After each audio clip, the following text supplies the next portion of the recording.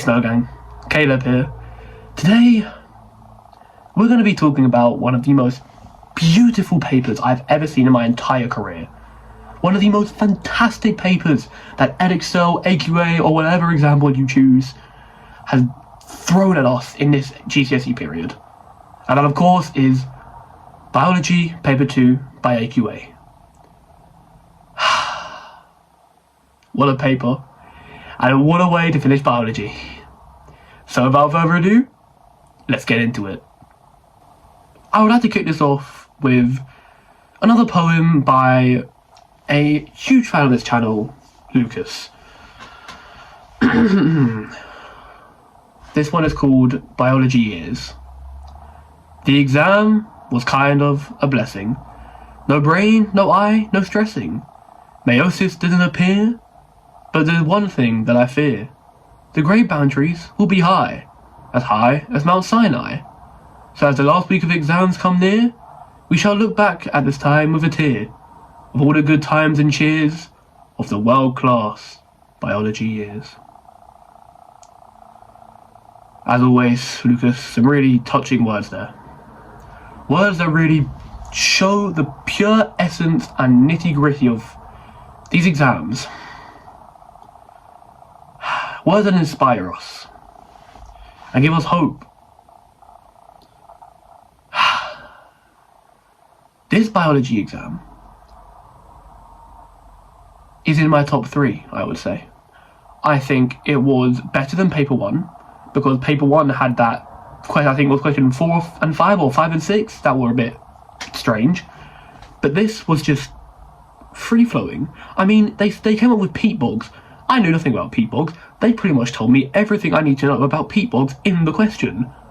So it was free. The multiple choice questions were very easy, though I'm not sure why I'm talking about, what was it, Charles Darwin or something? I mean, I'm still not sure what the answer was to that one. I haven't looked it up yet, I probably should. If you know it, just put it in the comments, and if I haven't looked it up by then, I will reply to you and say thank you, which I think is a great honour, personally. But, as a rebuttal to Lucas's poem, or a rebuttal, is that really the right word? A disagreement, a slight disagreement with it. The grade boundaries, I do believe they will be high, but not as high as people think. Sure, an easy exam most likely means high grade boundaries because an easy exam can't have low grade boundaries or everyone will just get high grades and it won't really be deserved or earned. But at the end of the day, there's been some pretty easy papers in the past. I mean, if any of you have done past papers, you would know that there's been a handful of them that are pretty easy. But the grade boundaries have still been pretty low.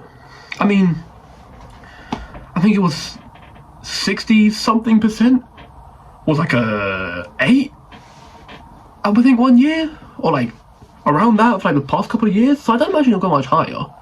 Maybe around 70%. But I mean, that's just me. I don't know. The no brain and no eyes, meiosis, all of that not appearing was, to be honest, pretty beautiful. Kind of annoying because I did spend quite a bit of time in it, as I'm sure a lot of people did. But at the end of the day, can't really complain because if you spend a lot of time on it, it means you don't really know that well. I spending a lot of time on it, I mean, how much are you really going to know at the end of the day? I think we should just be glad that both biology papers were pretty easy, both chemistry papers were pretty easy. Now what it says is physics. Physics paper 2. So, guess that's it for biology. One more subject down, only a few more left to go.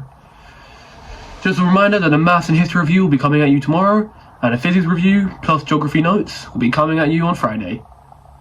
Following with a music review on Monday, and a DT review on Tuesday. Snow Gang, final stretch. And as I said before, we got this. And also I'll be posting a full overview of the entire GCSE period at the end of the GCSE period, probably a couple days after the DT exam. So, on that note, this is Caleb, signing out. Adios, Snow Gang.